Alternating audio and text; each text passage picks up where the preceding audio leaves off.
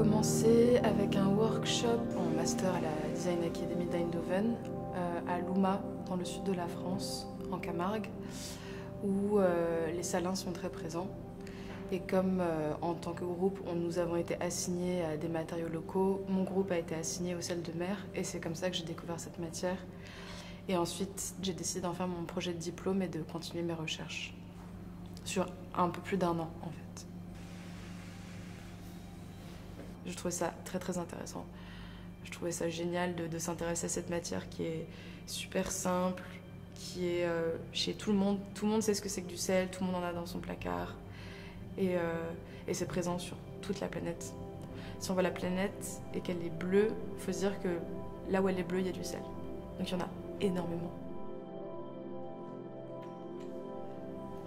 Les qualités esthétiques et minérales de la matière m'ont fait penser à du marbre et c'est l'abondance de matière qui m'a aussi donné l'idée de produire des objets qui auraient un volume assez important, mais pour un coût moindre, un coût financier et puis aussi écologique, du coup moindre. Et c'est là qu'en fait tout le parallèle a commencé à se créer. Et c'est aussi dans mes recherches de matière en me rendant compte que cette matière était blanche et que du coup je voulais trouver un agglomérant qui pouvait conserver le côté immaculé de la matière, que tout le parallèle avec la pierre blanche comme l'albâtre ou le marbre de Carrare a commencé à apparaître dans ma tête. De la blancheur, du grain, de la brillance et de la blancheur aussi au sens de la pureté un peu. Le sel était beaucoup utilisé pour nettoyer, purifier. Et je pense encore à l'heure actuelle dans plein de rituels religieux, y compris dans des baptêmes, des exorcismes et des choses comme ça. Parce qu'apparemment ça repousse tout ce qui est nocif. C'est vrai que quand on a des coupures et qu'on travaille le sel, on le sent quoi. On sent que ça fait mal et que ça vient désinfecter.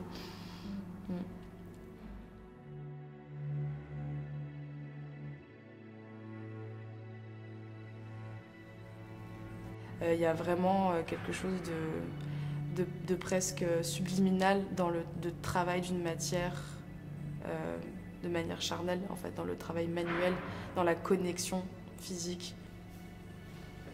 C'est pas juste qu'on découvre la matière, c'est qu'on se découvre soi en tant que créateur à travers un processus qui est purement physique et qui n'est pas forcément si réfléchi que ça, quoi.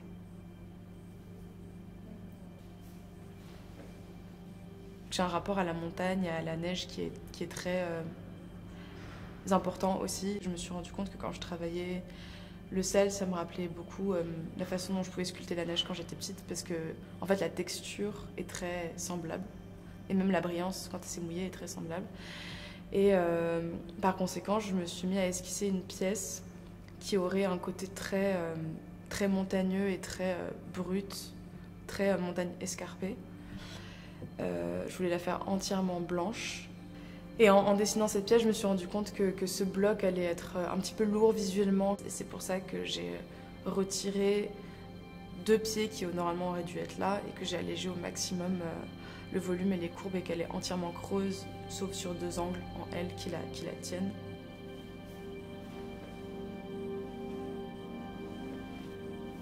Je suis venue très souvent ici.